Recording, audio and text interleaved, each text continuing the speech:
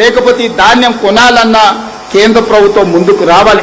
పంటల కొనుగోలు కూడా ఇందాక ఉత్తమ్ గారు చెప్పినట్లుగా కేంద్ర ప్రభుత్వం యొక్క విధి విధానాలకు అనుగుణంగానే తెలంగాణ రాష్ట్రంలో కూడా భవిష్యత్తు పంటల కొనుగోళ్లు ఉంటాయి.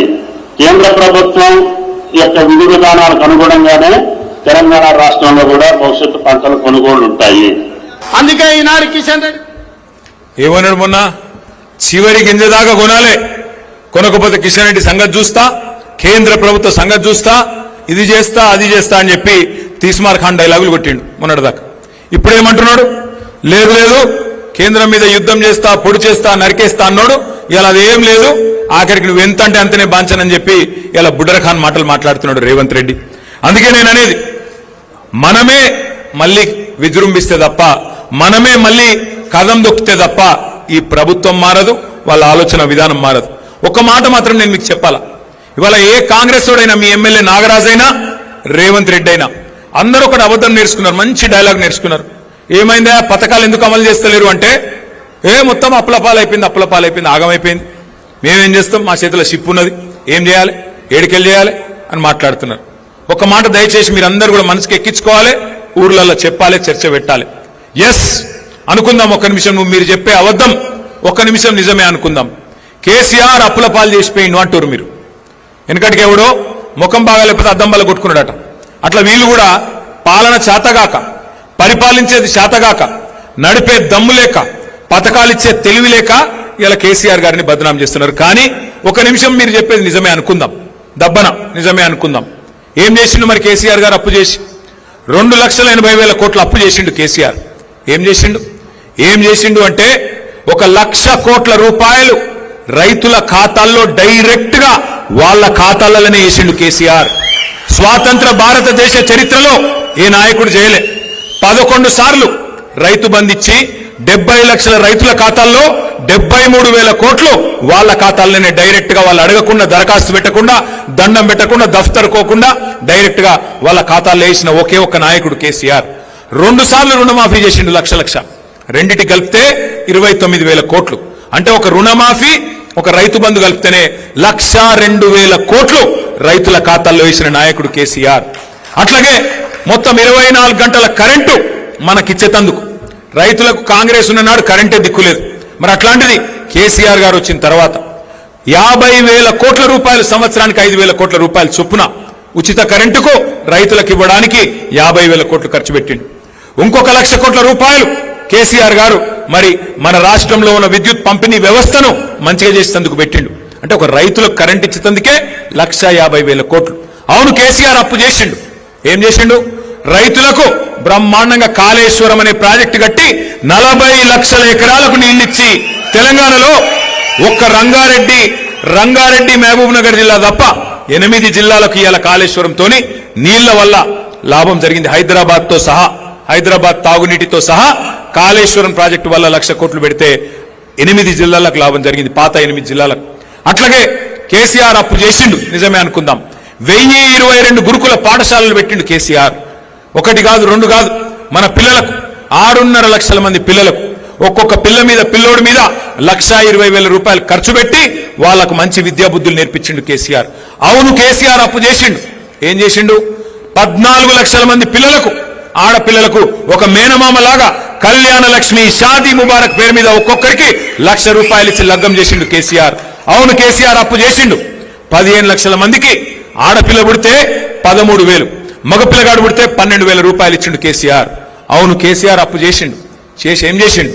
200 రూపాయల పెన్షన్ను 2,000 చేసిండు. 46 లక్షల మందికి పెన్షన్లు ఇచ్చిండు కేసీఆర్. కేసీఆర్ అప్పు చేస్తే ఇంకా చెప్పమంటే ఇంకో గంట చెప్తా. జిల్లాలు కట్టించిండు, కలెక్టరేట్లు కట్టించిండు, కొత్త కమిషనరేట్లు కట్టించిండు, బ్రహ్మాండంగా కొత్త పంచాయతీలు చేసిండు, తాండాలను పంచాయతీలు చేసిండు, కొత్త రెవెన్యూ డివిజన్లు, కొత్త మున్సిపాలిటీలు, కొత్త మండలాలు. కేసీఆర్ గిన్ని చేసిండు 10 ఏళ్లలో. నేను రేవంత్ రెడ్డిని అడుగుతున్నా, రైతు వేదికలు కట్టిండు కేసీఆర్. నువ్వేం చేసినావు? 2.5 ఏళ్లలో 4 లక్షల కోట్లు అప్పు చేసిండు రేవంత్ రెడ్డి. 4 లక్షల కోట్లు. కేసీఆర్ 10 ఏళ్లలో 2,80,000 కోట్లు అప్పు చేస్తే ఈయన 2.5 ఏళ్లలో 4 లక్షల కోట్లు అప్పు చేసిండు. మనం 10 ఏళ్లలో చేసిన దానికంటే 1.5 రెట్లు ఎక్కువ చేసిండు. మరి ఏమైంది 4 లక్షల కోట్ల అప్పు? ఎవల జేబులకు పోయింది? రైతు బంధు పెంచినవా? పెన్షన్ పెంచినవా? ఆడపిల్లలకు 2500 ఇస్తాను ఇచ్చినవా? ఏం పని చేసినావు? మరి నిరుద్యోగులకు నిరుద్యోగ భృతి 4000 ఇస్తాను ఇచ్చినవా? ఎవరికిచ్చినావు? స్కూటీలు ఇస్తాను ఇచ్చినవా? కొత్త చెరువు కట్టినవా? కొత్తగా ఒక్క పని చేసినవా? ఎక్కడ పోయి 4 లక్షల కోట్ల అప్పు? మరి ఇక యాడికి పోతున్నాయో గాడికే పోతున్నాయి. అందుకే నేను అనేది, ఇవాళ ధాన్యం కొనవు, యూరియా ఇయ్యవు, రైతు బంధు ఇయ్యవు, ఉద్యోగాలు ఇయ్యవు, పెన్షన్లు పెంచవు, 6 గ్యారంటీలు అమలు చేయవు, 13 డిక్లరేషన్లు పక్కకు పెట్టినావు. కేసీఆర్ దళిత బంధు అంటే దళిత బంధు కాదు, అంబేద్కర్ అభయహస్తం ఇస్తా. కేసీఆర్ 10 లక్షలు ఇస్తే నేను 12 లక్షలు ఇస్తా అంటివి. ఒక్క మనిషికి 12 పైసలు ఇచ్చినవా ఈ రాష్ట్రంలో? దళిత బంధును బొందబెట్టినావు, అంబేద్కర్ అభయహస్తం అన్నావు, ఇచ్చినవా? బీసీలకు సంవత్సరానికి 20,000 కోట్లు ఇస్తా అన్నావు, బీసీ సప్లాన్ పెడతా అన్నావు, 5 ఏళ్లలో 1,00,000 కోట్లు ఇస్తాను, బీసీలకు ఇచ్చినవా? ఎవరికి ఇచ్చినవు? మైనారిటీ సప్లాన్ అంటివి, ఇంకేదో చేస్తా అంటివి, ఏం చేసినావు?